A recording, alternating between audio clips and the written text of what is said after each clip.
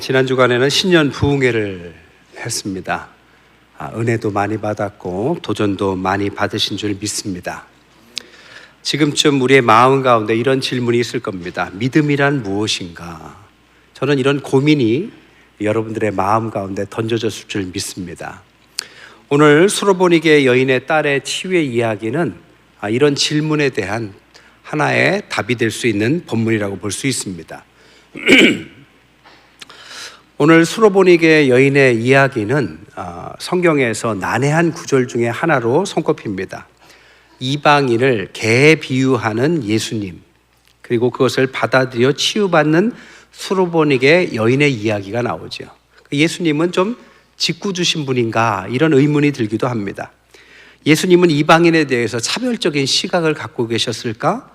아니면 자존심을 구겨가면서 매달리면 은혜를 받는다는 뜻일까? 수로보니게 여인의 행동이 잘했다는 걸까? 못했다는 걸까? 오늘 본문을 가만히 보면서 우리가 오늘 본문을 통하여 하나님께서 우리에게 주시고자 하는 믿음에 대해서 함께 은혜를 나눌까 합니다. 첫 번째, 오늘 본문은 전통적으로는 은혜, 특별히 부스러기 은혜를 가르치고 있습니다. 이 여인은 불리한 조건입니다. 예수님께 냉소적으로 거절당합니다. 그러나 주님의 은혜에 매달리죠.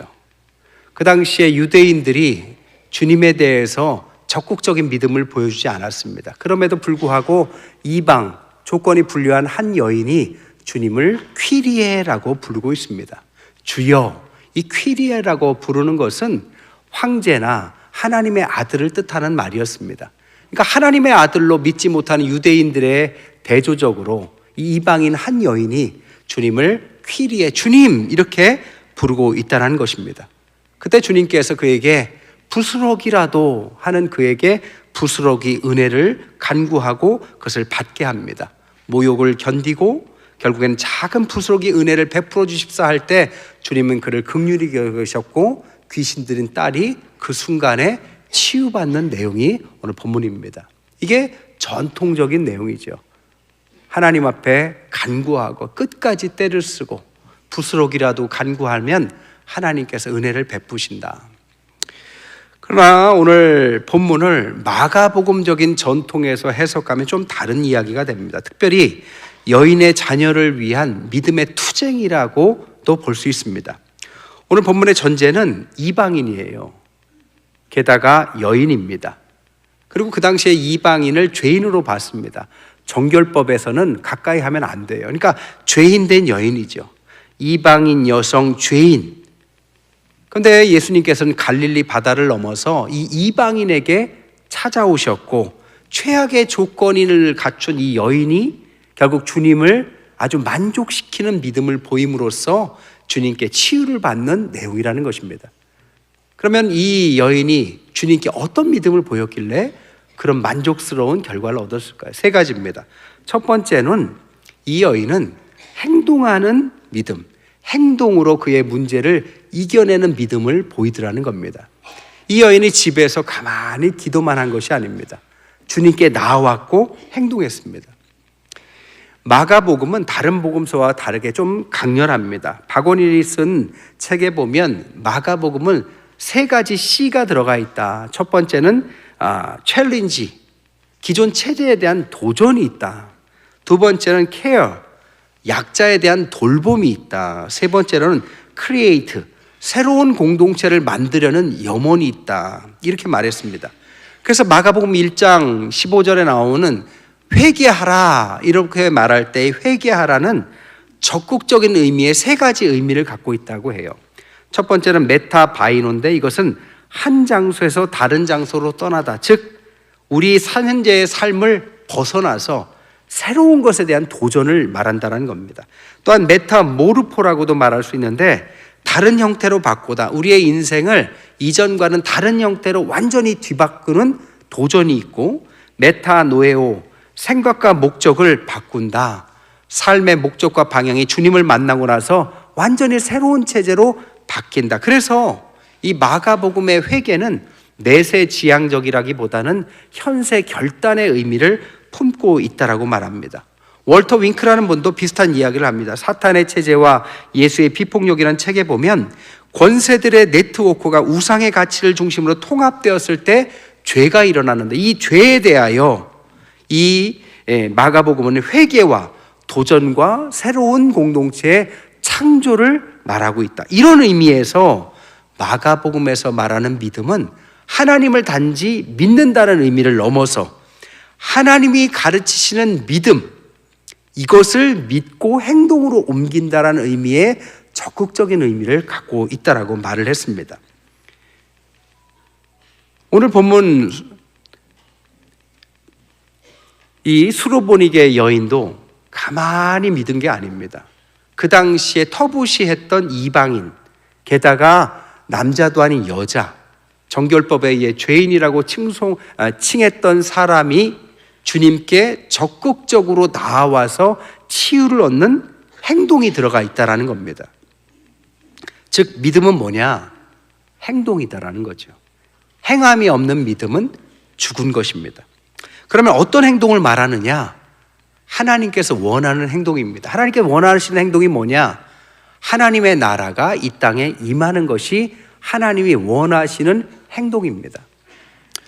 오늘 세계의 체제는 사회주의와 자본주의 체제로 나뉘어져 있었습니다.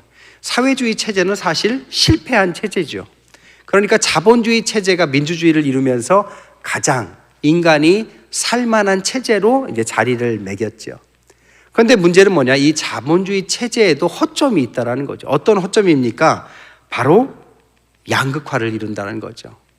많이 있는 사람들이 더 많이 가질 수 있는 유리한 고지에 있다는 것. 또 하나는 물질이 너무 우상화가 될 수 있다는 맹점이 있습니다. 그래서 자본주의가 가장 좋은 체제임에도 불구하고 사람들이 말하기를 냉혹하다. 그래서 냉혹한 자본주의라고 부릅니다. 이 냉혹한 자본주의에 오늘날 많은 사람들이, 특별히 크리스찬들이 이 대안적인 것들을 보완하려고 나섰습니다. 그러니까 자본주의 체제를 반대하기보다는 그 냉혹한 부분들을 보완하려고 하는 5가지 운동이 일어났는데, 이 5가지 운동이 다 공교롭게도 크리스찬에 의해서 시작됐다는 거죠. 첫 번째는 사회적 기업입니다. 에르가 헬름즈 목사님은 보스턴 빈민가에서 굿윌이라는 단체를 시작해요. 거기서 가난한 사람들을 위해서 구호 물자를 받고 그들에게 그걸 전달하기 시작했는데, 그걸 가지고서는 넉넉하게 전달도, 또 물건이라는 것이 특정한 목적이 있기 때문에 어려움이 많았습니다. 그래서 생각해낸 것이 물건을 갖다가 받았으면 수선을 잘하고 깨끗하게 해서 이것을 되팔아서 나오는 수익금으로 어려운 사람들의 교육과 필요를 채워야 되겠다. 여기서 시작한 것이 오늘날 사회적 기업이라고 합니다. 두 번째로는 공정무역이에요. 영국의 노예 해방을 위해 싸웠던 월리엄 웰버퍼스와 함께 활동했던 이 퀘이커 기독교인들을 중심으로 시작됐습니다. 그 당시에 노예들이 있었는데 물건이 잘 팔리면 노예들을 쉬지 못하게 했다라는 겁니다. 노예들이 하루도 쉬지 못하고 일을 하니까 이 퀘이커 교도들이 생각하기를 제도를 없앨 수 없으니 그래도 노예를 쉬면서 일시키는 그런 물건을 팔아주자. 노예를 일시키는데 쉬지도 못하게 하는 기업들은 공정하지 않으니까 물건을 불매하자. 여기에서 공정무역이 시작됐다고 해요. 오늘날도 이런 것들이 많죠. 커피나 초콜릿 같은 경우를 생산할 때 어린아이나 노동하기 힘든 사람들을 데려다가 쉬지도 못하게 노동을 시키는 사람들이 많습니다. 우리는 모르고 먹는 거죠. 그럼 우리가 어떻게 해야 되느냐? 그 체제를 다 바꿀 수 없으니 그래도 건강하게 생산하는 사람들을 돕고 그것을 팔아주면서 아주 페어한 공정한 무역을 일으키는 거죠. 결국 이것은 나중에 노예제 폐지로 이어졌다고 합니다. 세 번째로는 마이크로 크레딧입니다. 마이크로는 작다란 것이고 크레딧은 대출을 말하죠. 소액 대출을 말해요. 여건이 되는 분들, 부자들은 대출 받을 담보가 확실하니까 대출을 받아서 사업을 일으키기 좋은데, 가난한 사람들은 먹고 살 게 없는데 담보도 없는 겁니다. 그래서 작은 돈을 담보 없이 대출해 주는 제도가 마이크로 크레딧입니다. 근데 이것을 시작한 것도 기독교인 알 휘테거와 데이빗 부소라는 분이에요.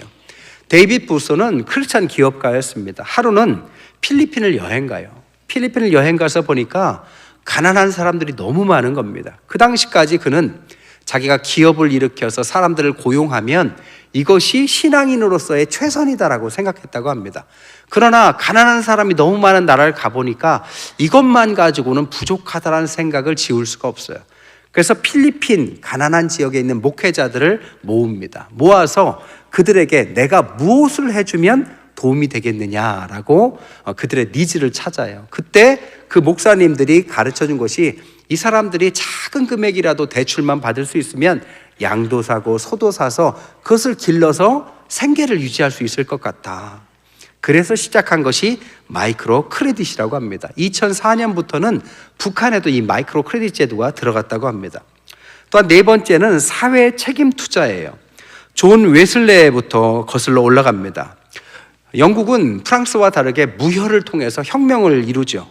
왜냐? 기독교 이 감리교회에서 노예제도 폐지, 감옥 개선운동, 빈민구조 같은 사회개혁을 적극적으로 행동했기 때문이라고 합니다. 그 중에 하나가 사회 책임 투자예요. 아까 공정무역처럼 윤리적인 기업의 주식을 사주는 제도입니다. 그래서 좋은 기업이 잘 되어오도록 해서 좋은 기업을 양성해서 더 많은 좋은 기업을 만드는 것이 바로 사회 책임 투자라고 그래요. 마지막 다섯 번째는 사회적 책임을 다하는 기업입니다. 이것도 퀘이커교도 캐드버리가 시작했습니다. 일하는 노동자의 환경이 어려웠을 당시에 이 노동자들이 사는 형편, 삶의 여러 가지가 어려우니까 작업 환경을 개선하고 정원이 있는 공동주택을 공급하는, 즉 인간다운 삶을 위한 환경과 공장과 사업을 유도하는 운동이 이 사회적 책임을 다하는 기업 운동이었다고 합니다. 이 다섯 가지는 다 경제활동이나 자본주의 체제 자체를 반대하는 건 아니죠. 그러나 자본주의의 냉혹함, 차가운 면을 보완하기 위한 대안적인 것들이라고 하는 거죠. 그것이 다 누가 했다고요? 신앙인들이 시작했다고요. 신앙인들이 하나님의 나라를 이 땅에 이루는데 이 우리가 갖고 있는 체제 속에서 부족한 것이 무엇냐? 기도하고 그냥 열심히 사는 것을 넘어서 부조리들을 조금씩 보완하면서 개혁한 것들, 이것이 적극적인 행동이었고 적극적인 신앙이라는 겁니다. 오늘 수로보니게 여인에게서 볼 수 있는 것도 이런 적극적인 행동에서 나온 신앙, 이것이 우리가 배워야 될 첫 번째 신앙입니다. 두 번째는 뭐냐? 편견에 복종하지 않는 신앙입니다. 그 당시에 편견이 심했어요. 왜 어떤 편견이었느냐? 이방인이라는 편견. 이방인이라는 편견이 어디서 나왔느냐? 정결법에서 나왔죠. 이 정결법을 근거로 정결하고 그렇지 않고 차별과 편견의 근거로 삼아서 유대인들은 이방 여인을 편견을 갖고 보기 시작했습니다. 왜냐? 유대인들의 정결법의 사고는 더러운 것은 밖에서 안으로 들어온다라는 생각을 갖고 있었습니다. 그러니까 이방인은 더러운데 정결한 우리들에게 오지 못하도록 막아야 되는 거죠. 그래서 성전을 지을 때도 성전 뜰 안에는 유대인 남자들만, 그 밖에는 여성들, 그 밖에는 이방인, 이렇게 경계를 가지고 자신들의 정결함, 거룩함을 지키려고 했다라는 거죠. 그러나 예수님은 이 정결법 자체를 반대한 것이 아니라 정결법의 본질을 바꾸셨습니다. 뭐라고 했느냐? 더러움은 밖에서 들어오는 게 아니라 안에 있는 것이 밖으로 나가는 것이다라고 말씀했다라는 거죠. 마음의 경계를 가진 사람들이 죄와 세상을 만들어내는 이 마음속의 경계, 편견, 이게 아주 나쁜 거다라고 말씀한 거죠.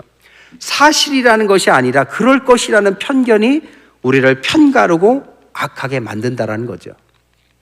뇌과학자가 연구를 해봤다고 그래요. 해보니까 인간의 두뇌는 합리적인 선택보다는 선택을 합리화하는 것이 더 많다고 합니다. 그러니까 자기가 정했으면 그게 옳다라고 믿고 합리화하는 생각을 찾아낸대요. 그래서 나는 옳아, 이렇게 머리를 돌린다고 합니다. 이게 인간의 연약함이죠. 그러니까 편견이라는 것은 우리가 그렇게 생각을 하면 그렇게 보이는 겁니다. 그리고 그것이 세상의 경계와 분열을 만들어낸다는 거죠. 고종욱 씨가 쓴 아빠에게 돌 던지는 아이라는 동화가 있어요. 아빠에게 돌 던지는 아이. 이게 무슨 내용이 뭐냐? 철우라는 아이가 있어요. 근데 아버지가 청각장애인입니다. 엄마가 없어요. 도시에서 사업을 하다가 부도가 나요. 그래서 시골로 농사를 지러 갑니다. 고추 농사를 져요. 근데 엄마가 없으니까 철우가 밥을 해서 아버지를 불러야 되는 환경입니다.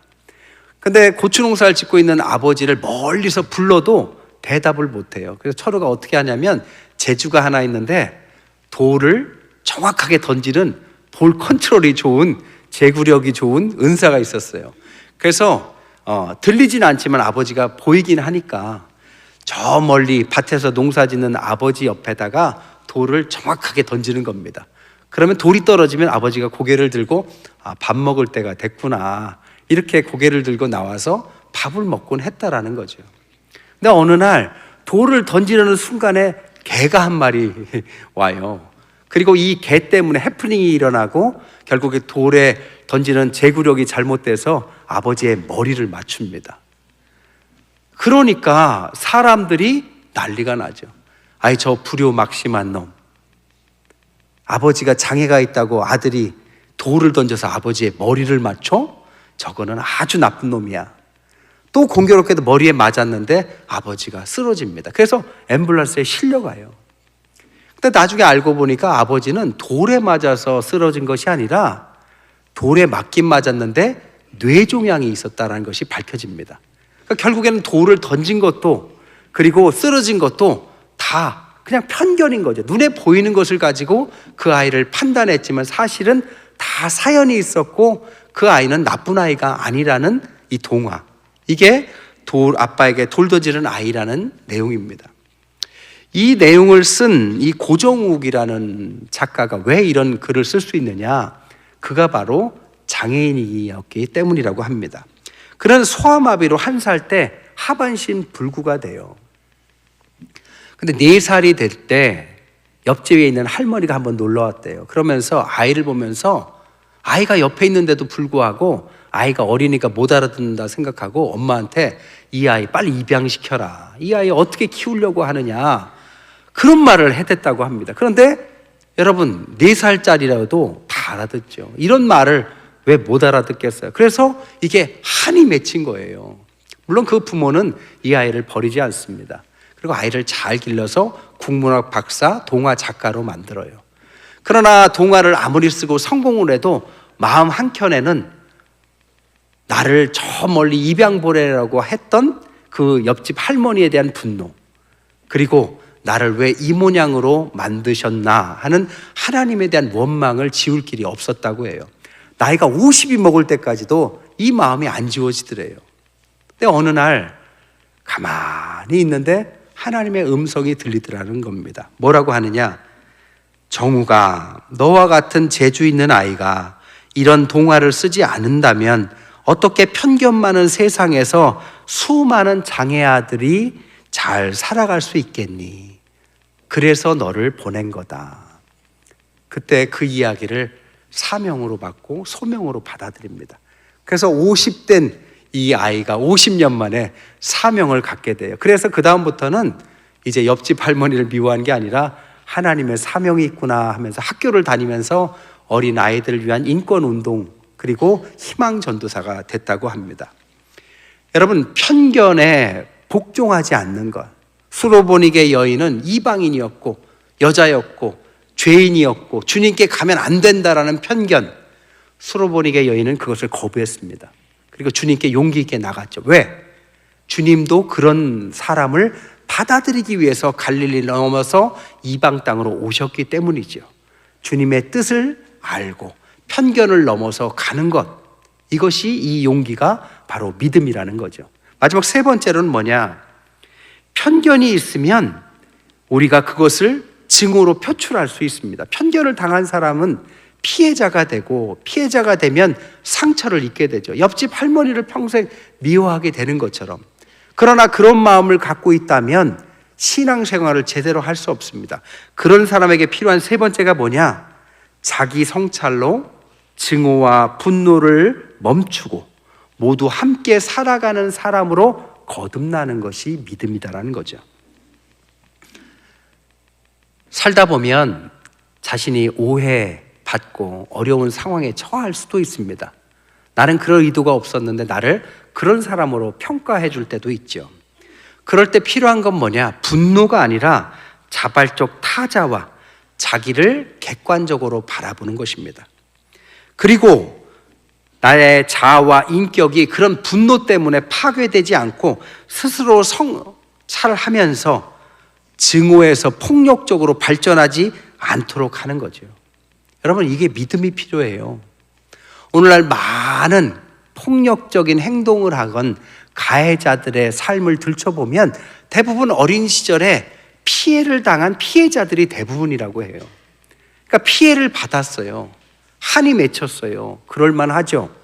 그렇다고 그 한을 그냥 응어리로 갖고 있는 사람이면 그 한을 가지고 어떻게 하느냐?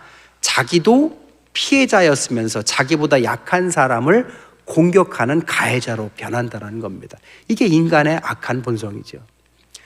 남자 어른에 의해서 공격받으면 어른이 돼서 똑같은 남자 어른, 나보다 약한 어른을 공격하든 여성을 공격하든 그것도 여의치 않으면 말 못하는 동물을 학대하는 사람의 대부분이 이런 심리에서 온다고 합니다. 그러면서 나는 그렇게 분노를 표출할 만한 사람이야. 왜? 내가 당했으니까. 이런 마음을 갖는다라는 겁니다. 근데 오늘 수로보니게는 어떻게 하느냐? 이방인이니까 내가 복음을 주지 못하겠다, 치유를 못 주겠다라고 주님께서 떠보니 뭐라고 합니까? 부스럭이라도 개들에게라도 주시는 주님의 은혜를 달라고 끝까지 흔들림이 없습니다. 분노하고 화내서 돌아가지 않았어요. 주님께 매달리고 주님은 그것을 크게 보시고 기뻐하셨습니다. 여러분, 편견에 시달려서 피해자가 되셨습니까? 그러면 이겨내야 돼요. 오늘날 한국은 그렇지 않지만 전 세계적으로 테러가 성행합니다. 테러리스트의 마음도 이거예요. 우리가 구조적으로 공격을 받았기 때문에 불특정 다수에게 테러를 저질러도 괜찮다라는 합리화하는 마음, 그것이 온 세계의 이 공격적인 사람들의 마음을 만들고 일탈의 명분이 된다라는 거죠. 그러니까 남자가 여자를, 여자가 아이를, 아이가 또 동물을, 백인이 흑인을, 뭐 이런 식의 인종차별이라든지 차별이 많이 일어나죠. 저도 미국에서 몇 년간 살았는데요, 제가 미국에서 가끔 인종차별을 받았습니다. 누구한테 받았냐면 백인 남성이 아니라 멕시코 여성한테 받았어요. 제가 살던 아파트의 매니저가 멕시코 여성이었는데 얼마나 무시하고 차별을 하는지. 그가 왜 그랬을까요? 아마 백인들에 의해서 차별을 당했겠죠. 자기가 차별받았으면 아이고 나는 차별받았으니까 그러지 말아야지 이럴 것 같은데 그러지 않더라는 겁니다. 오히려 자기가 차별받았으니까 복수하듯이 자기보다 못한 형편에 있는 사람들을 공격하는 거죠. 시집살이 하는 며느리가 더 세게 시집살이 시킨다고 그러잖아요. 우리의 마음에는 이런 부분이 있는 겁니다. 그러나 오늘 배워야 될 신앙 중에 하나가 뭐라고요? 그것을 넘어서서, 분노를 넘어서서 주님께 분노를 표출하는 것이 아니라 그것을 편견과 분노를 넘어서서 주님께 믿음으로 나아가는 것. 신앙은 바로 여기에서 거룩함이 드러나는 줄 믿습니다. 한 가지 이야기만 더 하고 이야기를 마칠게요. 신앙은 뭐라고요? 하나님의 믿음, 이 땅에서 하나님의 나라가 이루어지기를 원하시는 믿음을 믿고 행동으로 옮기는 거라고 했습니다. 우리 교회에 교회 학교 다니는 어린아이가 있어요. 유치부 아이인데요, 우리 교회 학교에서 십자가를 가르쳤나 봐요. 십자가의 의미와 십자가를 가르쳤습니다. 근데 집에 갔는데 부모하고 다른 방에서 자는데 아이가 유치부니까 어리잖아요. 밤에 화장실을 가려니까 무서운 거예요. 근데 부모를 깨우기는 조금 미안하고 그 아이가 어떻게 했느냐, 종이에다가 십자가를 딱 그려서 그것을 들고 화장실을 가더랍니다. 그러니까 그 아이는 배운 신앙의 믿음을 가지고 믿음에 따라서 행동한 거죠. 저희 교회 학교 수준이 이 정도입니다. 아이들을 많이 보내셔도 돼요. 어른보다 낫죠. 말씀을 정리할게요. 살다 보면 우리의 신앙이 추상화되는 경우가 많아요. 내 신앙은 행동입니다. 그리고 우리가 할 수 있는 행동을 하나님 앞에서 기도하면서 행동으로 옮기고, 우리가 참고 넘어가야 될 부분들을 성숙하게 넘어가야만 이 분노와 이 증오와 이 전쟁과 이 차별과 모든 것에 얼룩진 세상 가운데 신앙인의 빛의 역할이 가능한 것입니다. 부디 올 한 해는 하나님 앞에서 믿음을 가지고 하나님께서 원하시는 하나님의 나라가 우리 교회에, 여러분의 가정에, 우리나라에, 온 세계에 임할 수 있도록 같이 기도하면서 행동하시는 저와 여러분 되시기를 주님의 이름으로 간절히 축원드립니다.